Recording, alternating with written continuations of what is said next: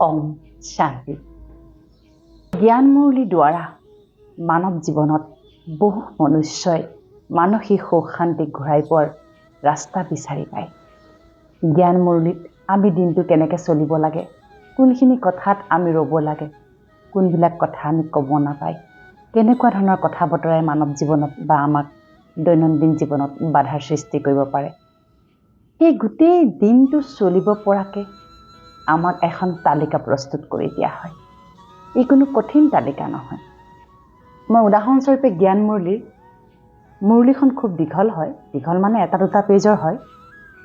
শেষৰ ফালে আমাৰ বাবে ধাৰণা কৰিবৰ বাবে কিছুমান পইণ্ট থাকে যে আজিৰ দিনটো তুমি কি ধাৰণা কৰিবা। ধাৰণা কৰা মানে কি মানি চলিবা দেই।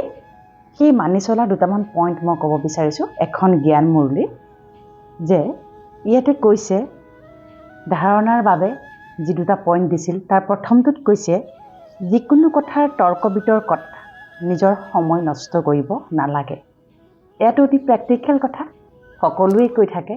জ্ঞানমূৰ্লিটোনো কি বেলেগ কথা ক'লে, কিন্তু ইয়াত কি হয়, আমি যিহেতু ধাৰণাৰ বাবে দুটা পইণ্ট দিয়া হয়, সেই দুটা পইণ্টক আমি চেষ্টা কৰোঁ যাতে আমি দিনটোত যিমান পাৰোঁ এই দুটা ধাৰণা ক'ৰবাত নহয় ক'ৰবাত ইমপ্লিমেণ্ট কৰোঁ।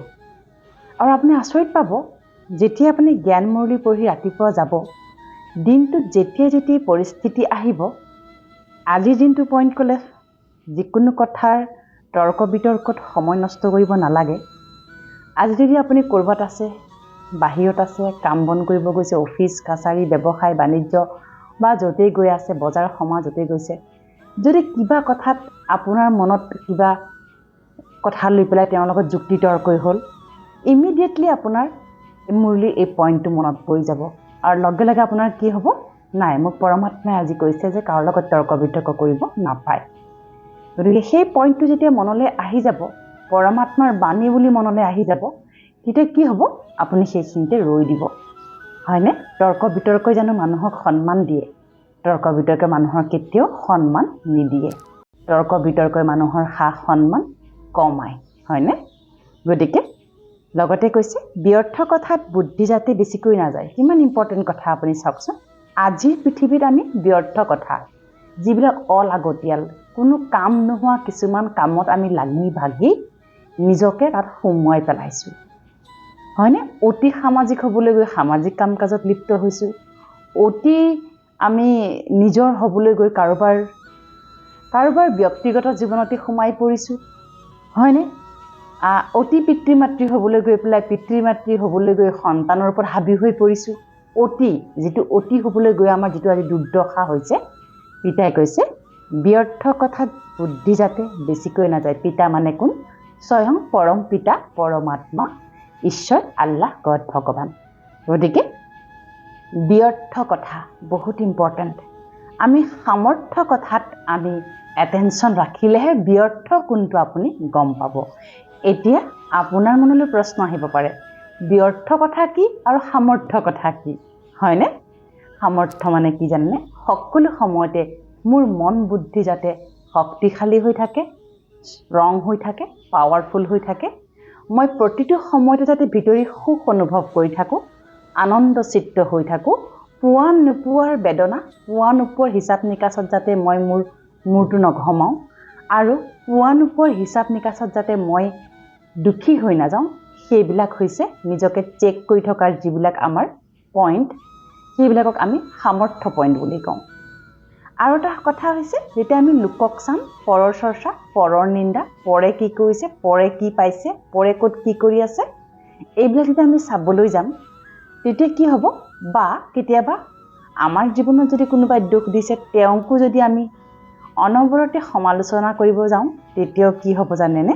আমাৰ সেয়াই ব্যৰ্থলৈ ৰূপান্তৰিত হ'ব।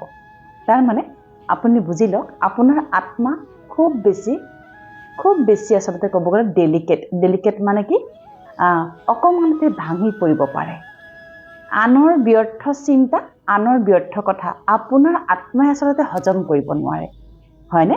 গতিকে আত্মাই কেৱল সামৰ্থ্য চৰ্চাহে গ্ৰহণ কৰিব পাৰে। আত্মাই সেইবাবে যেতিয়া আপুনি প্ৰেম সকলোতকৈ সামৰ্থ্য শক্তি বা সামৰ্থ্য পাৱাৰ। যেতিয়া আপুনি নিস্বাৰ্থ ভাৱনাৰে সকলোকে প্ৰেম কৰিব, নিস্বাৰ্থ ভাৱনাৰে আপুনি যেতিয়া সকলোকে শুভকামনা শুভভাৱনা কল্যাণকাৰী মনোভাৱেৰে চাব, ক্ষমাশীল মনোভাৱেৰে চাব, আপুনি দেখিব আপোনাৰ অন্তৰাত্মাত কিবা এটা যেন ছফ্টনেছ, কোমলতা, কিবা কোমল অনুভৱ এটাই অনবৰতে আপোনাক কি কৰিব, অন্তৰৰ পৰা খুব বেছি উৎসাহিত কৰি থাকিব। গতিকে ব্যৰ্থতাই সদায় নিৰুৎসাহী কৰে আৰু সামৰ্থ্যতাই সদায় আমাক উৎসাহী কৰে। কিন্তু সামৰ্থ্যৱান চিন্তা কৰিবলৈ হ'লে, সামৰ্থ্যৱান চিন্তন কৰিবলৈ হ'লে আপুনি নিজৰ ওপৰত প্ৰথমতে এলাৰ্ট হ'ব লাগিব যে মই যিটো কথা এতিয়া কৈ আছোঁ এইটো সামৰ্থ্য নে ব্যৰ্থ, নিজে নিৰূপণ কৰি আপুনি তাত সিদ্ধান্ত ল'ব পাৰিব লাগিব। তাৰপিছতে পিতাই কৈছে যিমান পাৰি স্মৃতিৰ যাত্ৰাৰে বিকৰ্ম বিনাশ কৰিব লাগে, আত্মা অভিমানী হৈ থকাৰ অভ্যাস কৰিব লাগে। আত্মা অভিমানী, আকৌ আপুনি বেলেগ অভিমানী বুলি নাভাবিব, কাৰণ আমাৰ আজিকালি সমাজত অভিমান শব্দটোক হয়তো দম্ভ অহংকাৰৰ লগতো তুলনা কৰা হয়।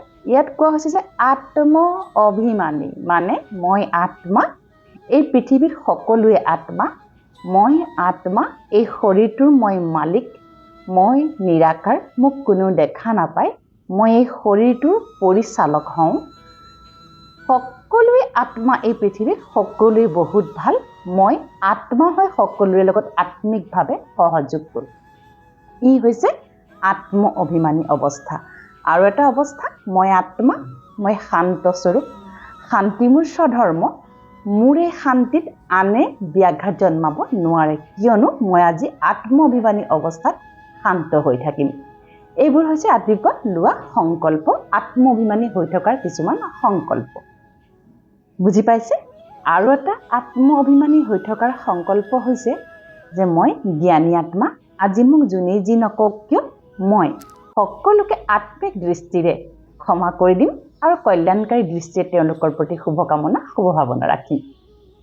হৈ গ'ল, আপুনি আত্ম অভিমানী অৱস্থানত আপুনি আহি যাব পাৰিব। এতিয়া কথা হৈছে পৰমাত্মাই কৈছে স্মৃতিৰ যাত্ৰাৰে বিকৰ্ম বিনাশ, এই 4টা শব্দ কি স্মৃতিৰ কথা ক'লে? স্মৃতিটো এইটোৱে যে কি ময়ো আত্মা, সকলোৱে আত্মা, মই পৰম পিতা পৰমাত্মা, তেওঁ নিৰাকাৰ, ময়ো নিৰাকাৰ, মই সেই পৰমাত্মাৰ সন্তান। এই শৰীৰটো অলপ দিনৰ কাৰণে লোনত পাইছোঁ, এই শৰীৰটো অলপ দিনৰ কাৰণে মই কৰ্ম কৰিবলৈ এই পৃথিৱীত পাইছোঁ, মই এই শৰীৰটোৰে পুণ্য কৰ্ম কৰিম, ভাল কৰ্ম কৰিম, কল্যাণকাৰী চিন্তন কৰিম, শুভকামনা শুভভাৱনা ৰাখিম, মই সদায় সকলোকে প্ৰেম দিম আৰু মই নিজকে আত্ম অভিমানী ৰূপত সদায় স্থিত ৰাখিম দেই। এনেকৈ যদি আপুনি ৰাতিপুৱাটো ভাবে, চাবচোন আপোনাৰ দিনটো ইমান ভাল হ'ব। আৰু এই জ্ঞান মুৰলি কিয় আমি ডেইলি পঢ়োঁ? কাৰণ এনেকুৱা ধৰণৰ কথা যেতিয়া আপুনি 21 দিন নিৰন্তৰ পঢ়িব, আপুনি সাহস পাব। মোলৈ বহু চিষ্টাৰে ফোন কৰি কয়, মেছেজ কৰি কয় যে চিষ্টাৰ আজি মুৰলিখন পঢ়িব নাপালোঁ, আপুনি 2টামান পইণ্ট কওকচোন তাৰ ওপৰত। তাৰমানে মুৰলিখন আমাৰ এটা ডেইলি মেডিকেশ্যনৰ নিচিনা হৈ গৈছে, যে আমি যেনেকৈ শৰীৰটোক ভালে ৰাখিবলৈ মেডিচিন খাওঁ, ঠিক একেদৰে আমি আত্মাক আত্ম অভিমানী স্থিতিত ৰাখিবলৈ আমি কি কৰোঁ? আমি এই জ্ঞান মুৰলি পাঠ কৰোঁ।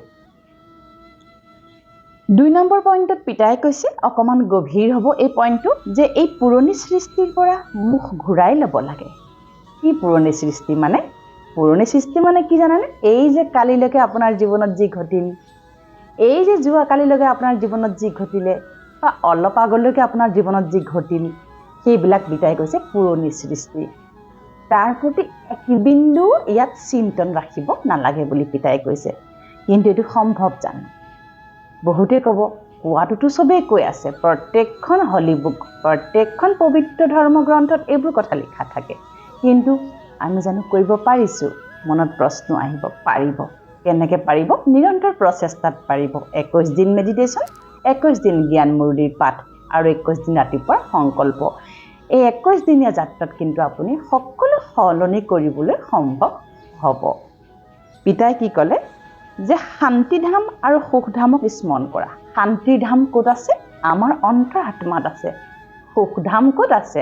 আমাৰ অন্তৰাত্মাত আছে।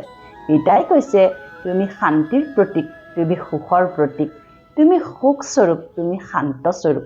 তোমাৰ ভিতৰতে সেই শান্তিকুণ্ড আছে, তোমাৰ ভিতৰতে সেই সুখ আছে।